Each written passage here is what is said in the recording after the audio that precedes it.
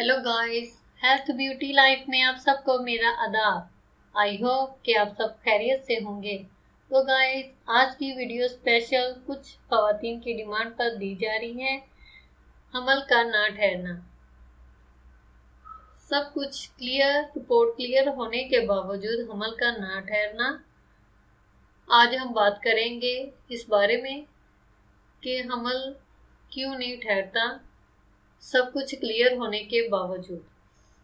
शुरू करने से पहले आपसे गुजारिश है कि इस वीडियो को आखिर तक देखिएगा और मज़ीद ऐसे नुस्खे जानने के लिए हमारा चैनल लाजमी सब्सक्राइब करें।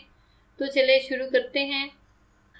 बदकिस्मती से हमारे माशरे में मुबाशरत को एक गंदा फ़ाल समझा जाता है, इसलिए मुबाशरत के फौरी बाद अक्सर ख़वातीन वाशरूम सफाई के लिए चली जाती हैं। मियाँ बीवी के दरमियान मुबाशरत एक हलाल अमल है जिसमें कोई गंदापन नहीं होता, इसलिए मुबाशरत करके फारिग होने के फौरन बाद उठकर हमाम चले जाने से मर्दाना स्पर्म ज़ाया हो जाता है।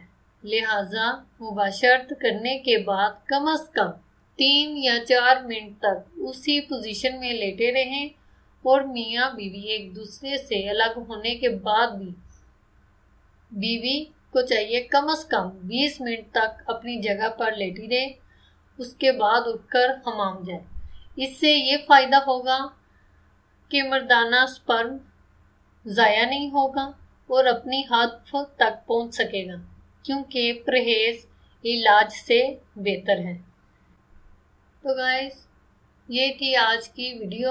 आई होप आपको पसंद आई होगी। पसंद आई हो तो लाइक एंड शेयर करना मत भूलिएगा। मज़ीद अच्छी वीडियोस देखने के लिए चैनल को सब्सक्राइब लाजमी करें और हमारे चैनल की तमाम वीडियोस देखने के लिए इसी वीडियो की डिस्क्रिप्शन में लिंक होगा, वहां जाकर आप तमाम वीडियोस देख सकते हैं। तो नेक्स्ट वीडियो तक के लिए इजाज़त चाहूँगी। दुआ में याद रखिएगा। Thanks for watching. अल्लाह हाफिज़।